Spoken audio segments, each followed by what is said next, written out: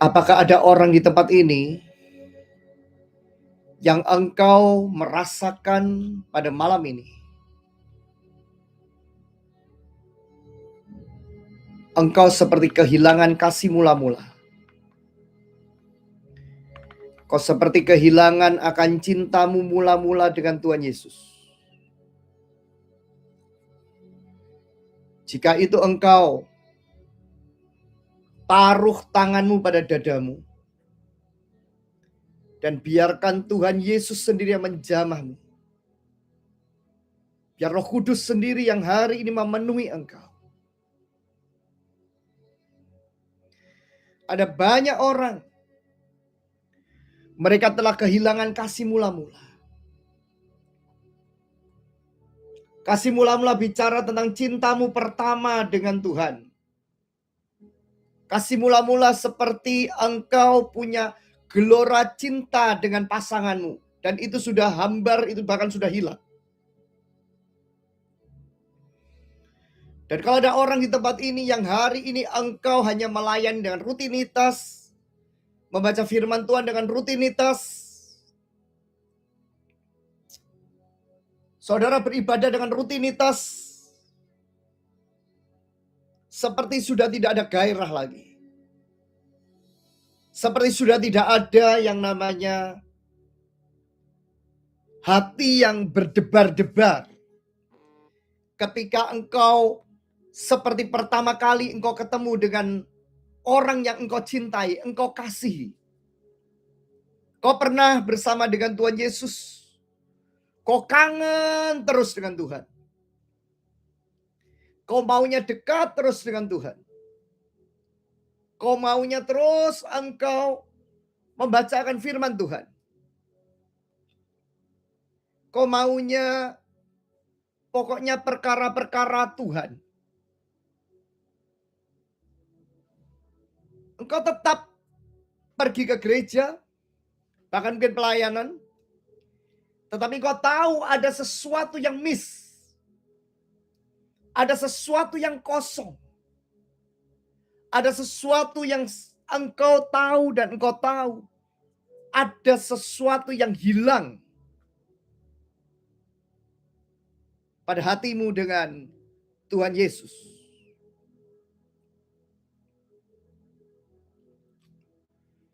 Kenapa saya mengatakan ini? Karena saya melihat ada banyak orang di tahun-tahun ini, di tahun 2026, mereka seperti merasa tidak mendapatkan apa yang mereka butuhkan dan inginkan dengan Tuhan. Mereka kecewa. Dan bahkan ada yang mereka meninggalkan Tuhan Yesus.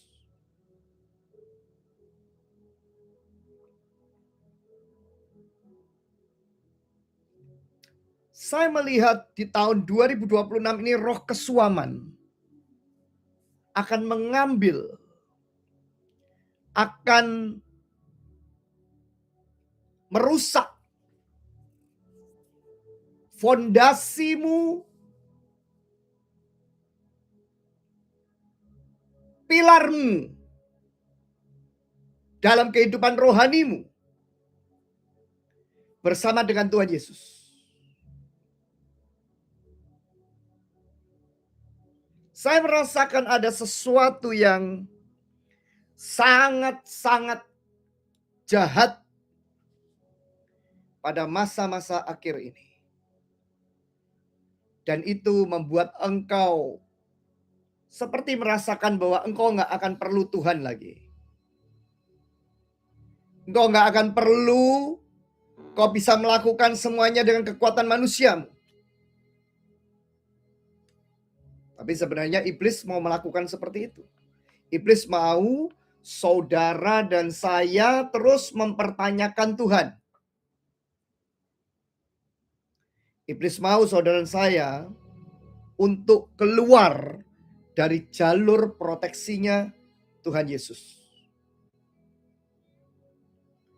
Saudara nggak akan pernah bisa rendah hati rendah hati yang sejati, saudara nggak akan pernah bisa mengalami buah-buah roh ketika saudara punya yang namanya roh kesuaman pada hidupmu.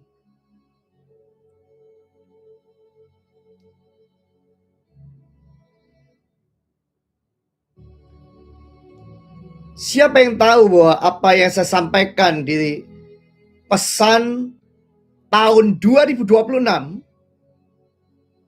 sedang terjadi? Apa yang saya sampaikan dari tanggal 31 Desember jam 10 sampai jam 12 malam dirangkum ada 19 poin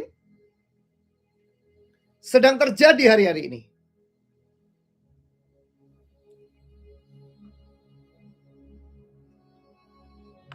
Dan saya tidak menyangka terjadinya dengan cepat sekali.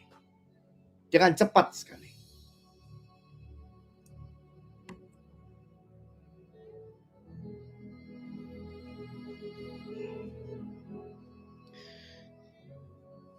Yang membuat kita sangat terkejut adalah ketika di tanggal 3 Januari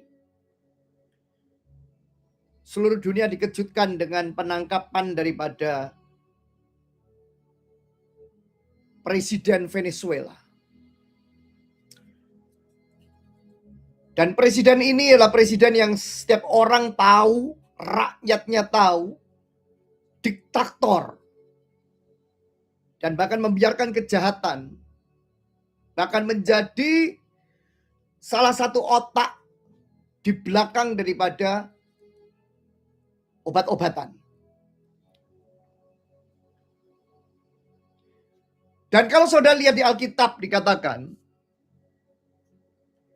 saudara lihat bagaimana ketika Tuhan mengurapi seseorang, Tuhan memilih seseorang, termasuk orang-orang yang telah ditentukan untuk dipilih. Tetapi ketika mereka berubah setia, apalagi jahat, maka cepat atau lambat mereka pasti akan di-remove. Cepat atau lambat mereka akan digantikan.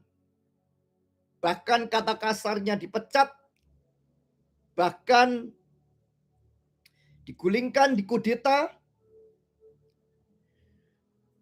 bahkan bisa berakibat sesuatu yang fatal buat hidup mereka dan keluarga mereka. Padahal mereka adalah petinggi, mereka adalah pejabat, mereka adalah raja, mereka adalah kaisar. Dan itu bahkan udah ditulis di Bible. Itu bahkan udah ditulis di Alkitab.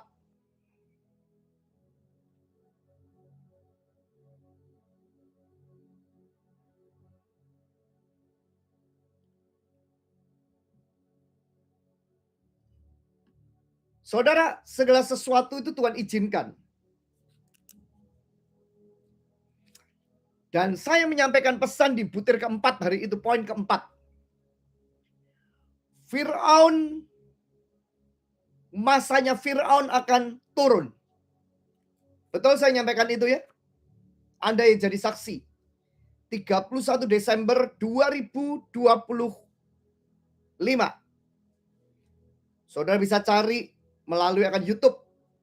YouTube sudah ada recordingnya. Saudara bisa dapatkan, saudara bisa dengarkan selama 3 jam. Tapi kita rangkum selama 19 poin-poin yang paling dibutuhkan, paling penting ya. Dan juga sudah ada di sosial media. Itu waktu saya memejamkan mata. Saya itu melihat penglihatan. Dalam penglihatan saya melihat seperti patung-patung Firaun. Saudara tahu Firaun itu bicara tentang kekuasaan yang tidak mungkin diturunkan. Tidak mungkin. Impossible. Tidak ada dapat menurunkan. Kecuali diakhiri oleh pencipta semesta alam. Betul? Fir'aun. Tuhan saya percaya sangat cinta dengan Fir'aun.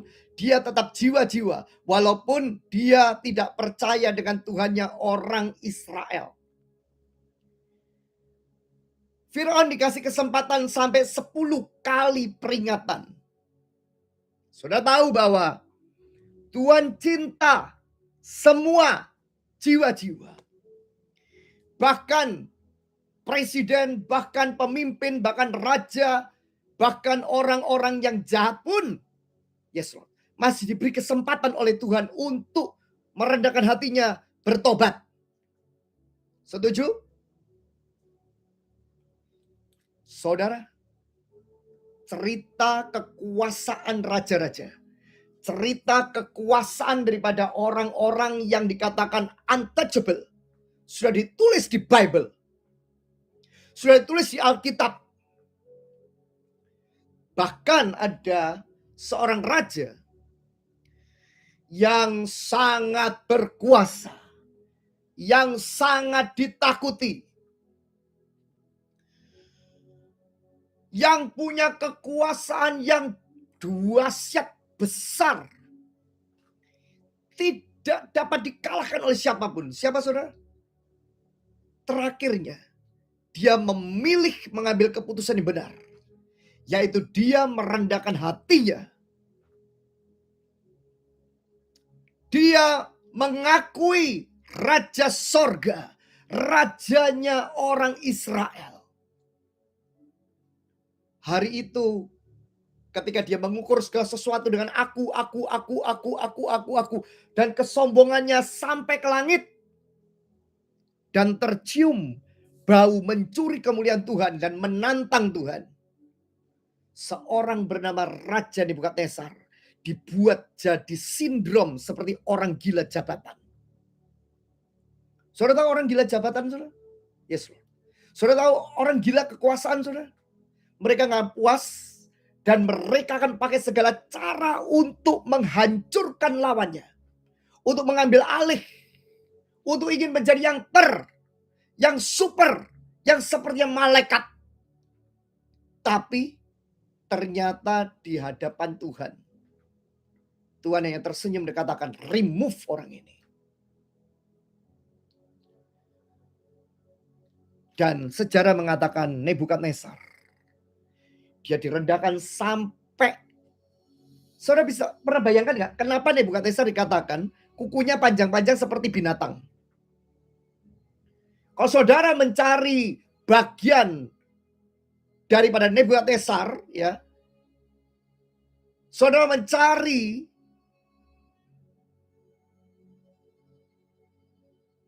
lebih detail tentang yang namanya apa yang terjadi pada Nebukadnezar saat itu.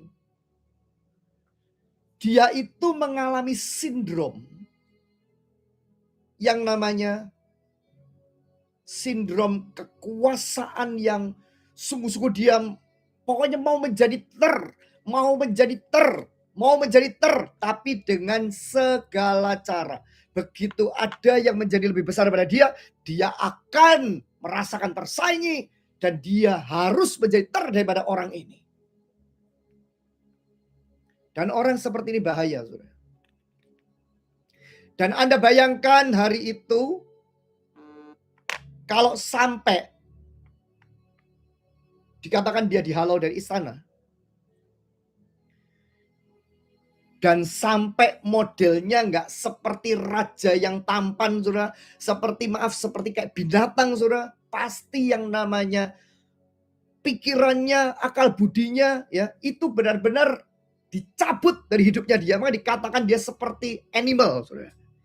Dia gila, dan gilanya karena, saudara pernah lihat gak sih di rumah sakit jiwa, ya, ada orang yang gila kekuasaan, dan pada saat dia di rumah sakit jiwa, dia gila kekuasaan itu seperti kayak seolah, aku tuh gini. Dia ngomong sendiri, dan dia ngomong seperti seolah-olah dia itu seorang yang berkuasa, padahal dia nggak punya apa-apa dan dia udah nothing. Dan Anda bisa bayangkan kalau seorang Nebukadnezar jadi seperti itu. Pembesarnya, menterinya, saudara, tahu ini orang gila. tahu ini orang yang tidak bisa memimpin. Bukannya rambutnya panjang, saudara. Dalam bahasa lainnya dikatakan dia sudah seperti benar-benar animal. Dan itu Tuhan izinkan. Sampai Tuhan menunggu Nebukadnezar merendahkan hatinya. Firman Tuhan katakan dia diangkat. Bahkan dia diberi kekuasaan double portion.